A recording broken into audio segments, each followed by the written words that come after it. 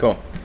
All right, welcome everybody. Today is July 28th, 2025. This is the Bookmap stream. My name is Spencer Regal. We hop on here, and when I say we, I'm representing DARMA Capital Trading. We hop on here each week at the Bookmap stream to talk about markets, market outlooks, what's kind of been going on in the last 7 days. We usually hop on every week, so if you are not familiar with the time that we hop on right at 4 p.m. Eastern on Mondays here in the Bookmap Discord. So if you are not in the Bookmap Discord, feel free to hop over there, and you can find us under DARMA Capital Trading, the channel name. So without further ado, again, my name is Spencer Regal. I am the Chief Crypto Options Trader and Strategist here at DARMA Capital Trading. You can follow me on Twitter at _RIEGLE, or you can follow us at DARMA Cap Trading. We do some market outlooks, we do some free education, and sometimes we're very active, other times we are not. But absolutely get over there, check us out, and give us feedback on some of the stuff that we're doing.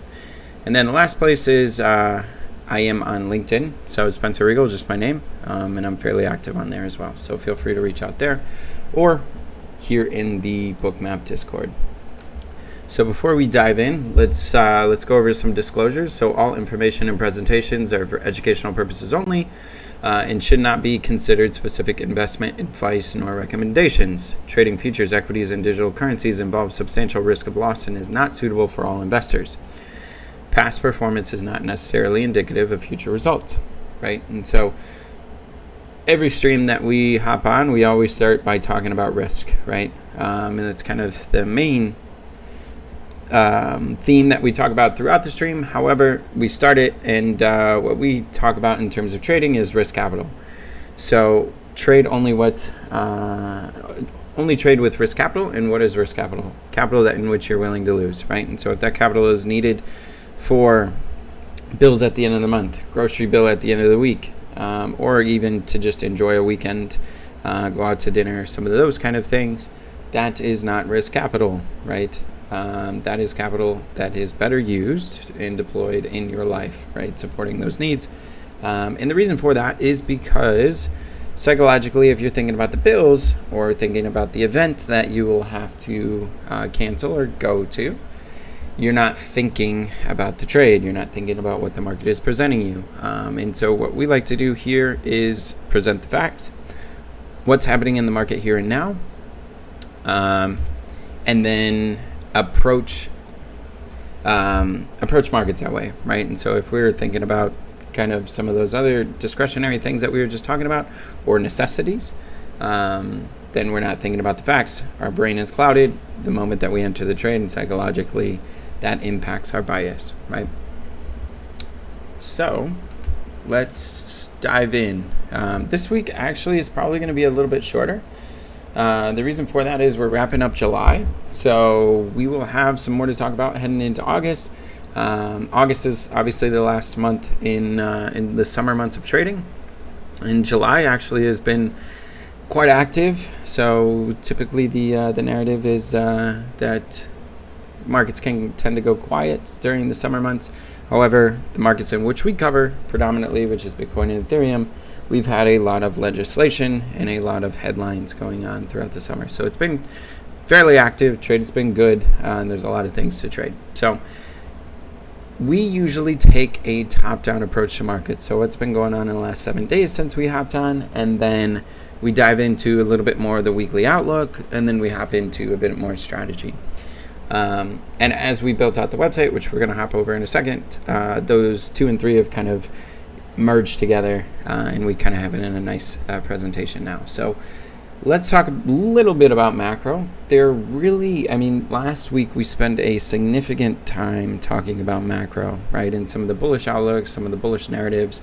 I shared some of the previous cycles in which I've been through, and some different things that seem to be going on a larger scale, with a little bit more validity than what has been talked about in the past, right?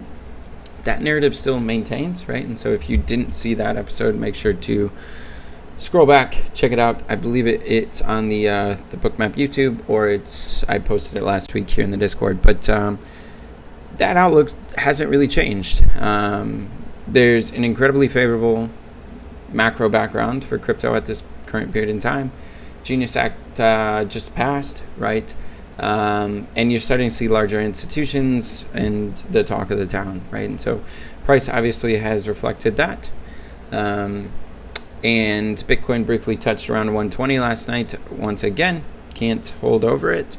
And then Ethereum over the weekend, just last night, we were 39.40, right? So a new high on the year, and we continue to base and support positive price structure, right? And so the biggest winner that is being talked about out of some of the legislation and all of this is Ethereum. So that continues to be a main focus for us and in some markets in which we cover. Outside of that, there isn't terribly much more. There are some trade talks, right? So we are approaching that August 1st deadline. I would assume and expect more of that to continue.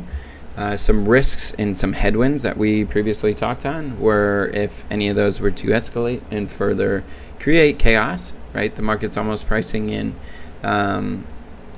just a calm environment. We're back to highs on the year, and just not necessarily worried about risk, right? So if any of that rhetoric, if any of those narratives were to change out of these tariffs, then that would likely impact markets, and that could potentially be a headwind.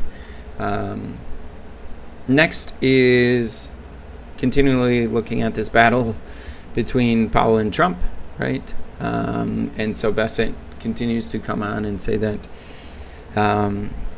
Powell is going to stay in office for the full term, right?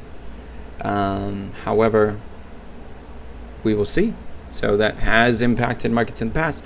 Markets have seemed to become relatively complacent with that outcome, and less worried about that risk. But once again, that could be a potential headwind, as we've seen any kind of threat on the independence of the central banking system as negative in markets, right? Outside of that, seasonality, right? So we started talking about it a little bit around this time last year, but seasonally, there are some headwinds ahead, right? Last year, it was front run. So September typically is that month that most talk about. Last year was front run in mid-August, and the reason for that is they used the FOMC to buy it in September. So we'll see that rate. That rate drop in September does look to be higher odds. So likely there is going to be some movement prior to that. So that's always something that we keep a lookout in the mid-August to September range, right? Again, macro here in crypto is incredibly positive. Macro tailwinds could totally engulf the headwinds. However, we are talking about risk. So that's kind of a larger picture, what's going on. So I'm going to hop over to the website. For those that don't know, this is our website. It's DARMAcapital.trade. You can find everything about us, right? So anything from advisory analytics to our academy. Our academy right now is free. So make sure to hop over there. You can do that through sign up, or just scroll all the way down here, hit sign up. And we're going to talk about some of our data and analytics, and you'll see a bunch of different subscriptions there. You'll also notice 2-week free trial on everything, right? So the last piece here that I want to note before we kind of really dive in is that free trader assessment and education, right? So that academy section right now is free. Make sure to take advantage of it while it is free, and get over there and check it out, right? The other piece of it is trader assessment. That's basically a test to help you understand yourself better. We like doing it to help us better understand traders, and we see traders fitting in different buckets, right? Some of those buckets are totally discretionary, and they have a gut intuition on the market that suits them quite well.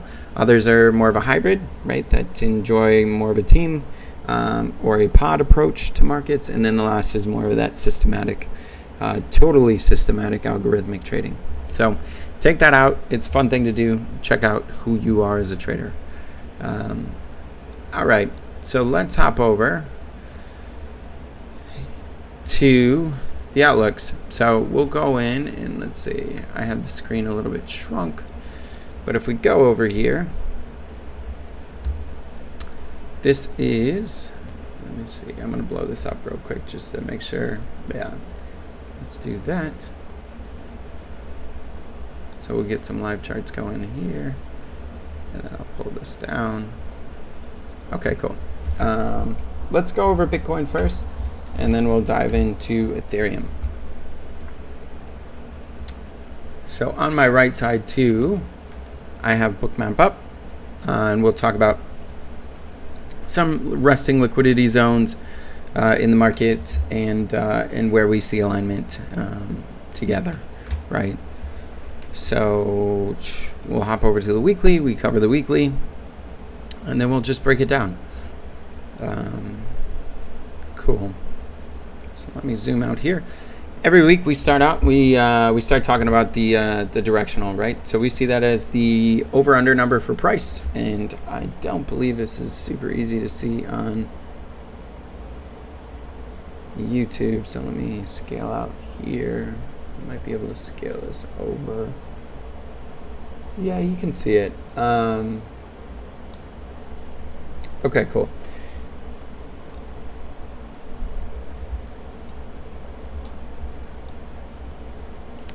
All right, so we talk about the over/under number for the week, and we see that to be the directional, right? So that's your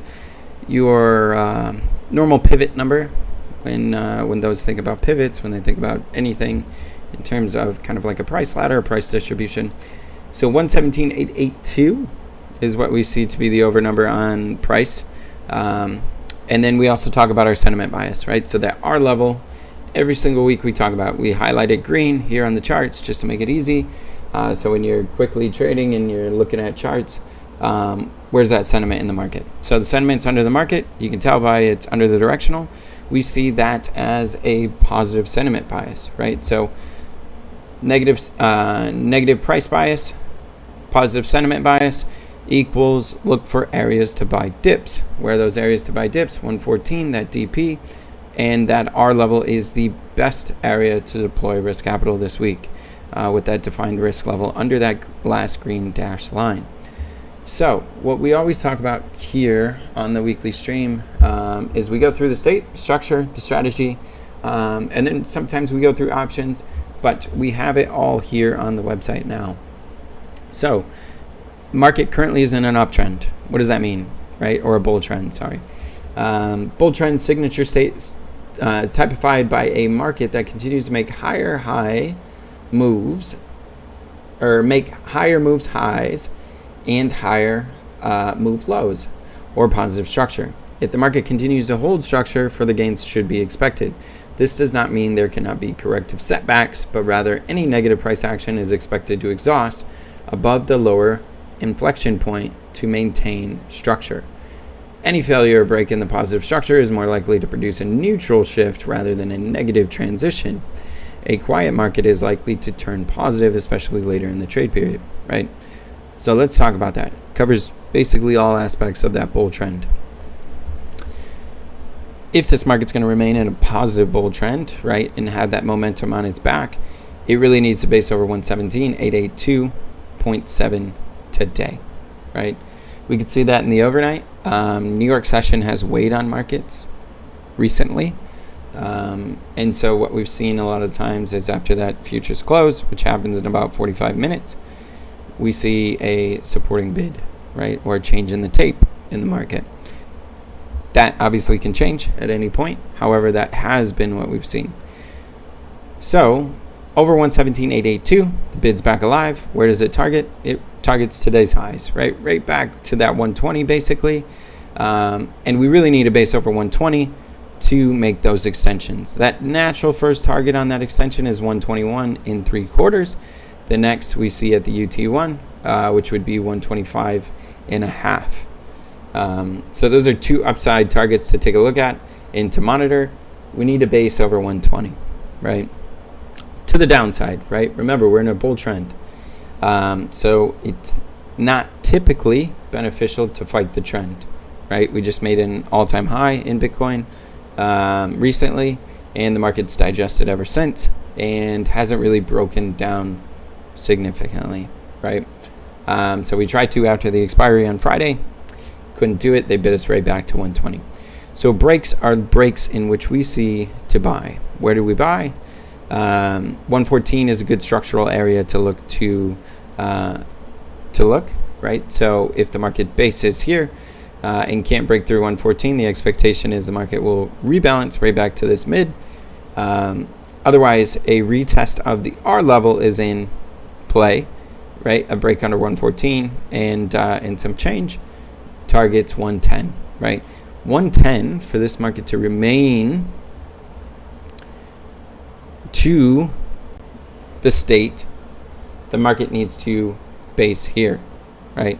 So a break under the R level that doesn't bounce, rally, and base over 110 is a problem. That's not a market to interact with on the long side. That actually targets the DT2, if not the DT3, right? And so that becomes a problem for any of those that are looking to engage in this move higher, right? And that is the red flag. So 110, 114, those are structural levels in which we're looking for buyers to come in and support the market. On the upside targets 121 3/4 roughly, and then if we can get and base over there, 125.5. Otherwise, to speak to the last portion of this, a quiet market, which we would deem to be a CR plus down to the CR minus. Currently, we are in a CR rotational trade, so a retest to 116, back up. That's a quiet market, right? All intensive purposes. We don't really break the structural low over here in price. We don't really break these structural highs over here in price, and we're just kind of inside the market, right? If that were to continue, a quiet market is likely to turn positive, especially later in the trade period. So if that is to happen and we continue to chop around, let's say until the FOMC statement, right, on Wednesday, take note as a bid over 117.882 does set up for that scaling later in the weekly session. Structurally, right, R's at the DT1. So we talked about this. Sentiment bias positive. Below the market and equal to the DT1 signals potential vulnerability of the positive momentum down to the price point. It also represents the squeeze low for any emotional corrective trades. Resting orders as well as reversal strategies should be run to anticipate a touch and go V bottom reaction, right?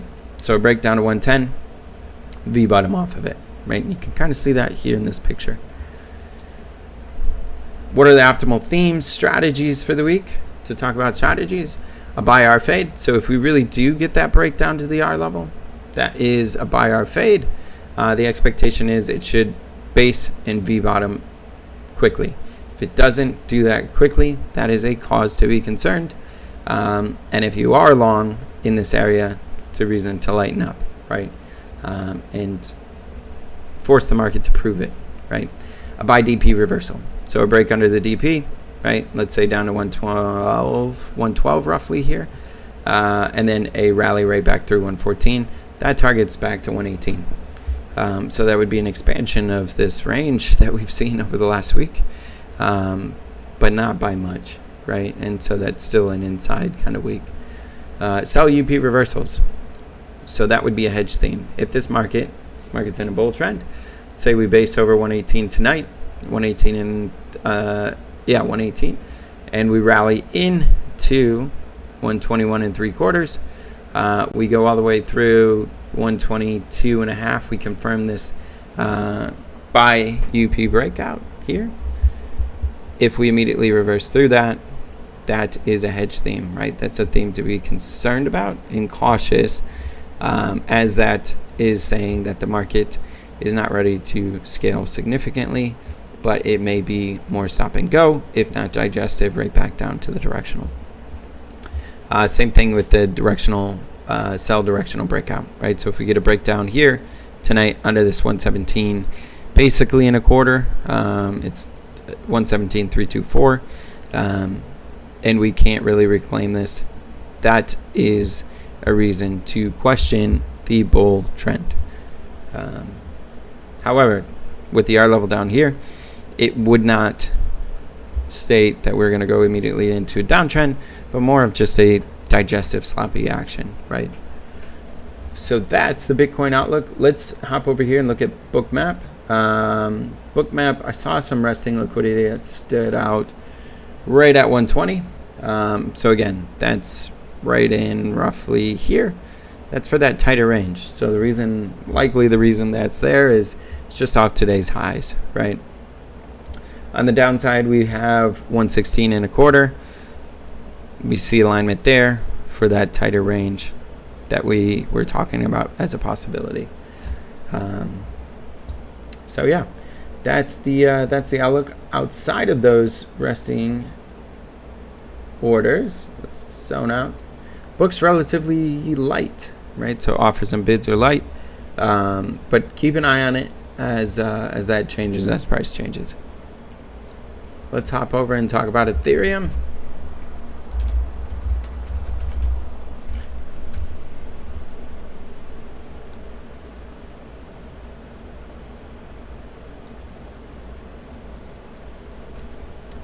Cool. The one thing to note is we are in the end of July. So oftentimes settlement phases, which we kind of see to be that last little bit of the trade for the month or the quarter or the week, slow down. Doesn't have to, but we tend to see that historically. So those are things to note as you go chasing breakouts that just don't follow through. So I'm not going to repeat here so that we can kind of talk a little bit more about Ethereum, but we're in a bull trend as well. So same thing as Bitcoin. Both markets in a bull trend. Structural bias here is, sentiment bias is at the R level, so 3,200. Looking for breaks to buy. Where are those buys? 3,500. DP reversals, R level fades, right? A breakdown of 3,200 would be quite significant this week, but the expectation is buyers should step in there, and that is, if you're looking to buy, that's what we see as the best area for risk in this market. It's defined risk, and it should hold if the market's good. If it's not good, market's telling you to get out of the way. So Ethereum's a bit different. It's been positive, and it's been outperforming. So a bit of a different narrative, because Bitcoin, we've always talked about, is outperforming Ethereum, and it seems as if the tides have shifted, especially as of late. And so off the open, we get this ramp up to the UP on the overnight. So that was that 39.40 that we were talking about, and immediately rejected, right? If the market was good, it should have based here for a half APMD move down, right? And so half APMD is half a price map distance. UP down to the directional is one price map distance, directional down to the DP. These mids here are halves. So we should have held there. The fact is we didn't. So for this bull trend to remain to the bid, we really need to base right back over 38.22. Otherwise, it's still positive, but the momentum that we had coming into this morning session is gone for the time being. Where areas to look to buy? Again, we have that price structure. So our price bias is positive. We're over that 37.13. As long as we stay over that, it's still a positive market in terms of price. If we break under it, it's still a positive market in terms of sentiment, but just looking for better entries on those buys. So let's talk about the structure. Structure here, the R level is below the DT1. Foundational support of this market state in anticipation of a potential price squeeze. The trend is your friend, and it's positive down to the R level. Any negative signals above here are corrective and expected to have a short duration. ultimately giving way to the underlying bull trend momentum. The key tell is intraday structure. Any positive turn following a corrective break has the potential to be the start of the next reaction to the new move highs. Use the directional as the sentiment guide. Below here, the market will be vulnerable to play down to the R level, right? So under the directional, keep a lookout, right? Again, DP always is in play, DT1, and then that R level is where that support band of buying should set in. So strategy here. Similar strategy. So a buy R fade. If we get an opportunity off the R level, you can see it kind of down here. And then a buy DP reversal. So same thing. A breakdown to 34 that rebases over 35, immediately targets 37.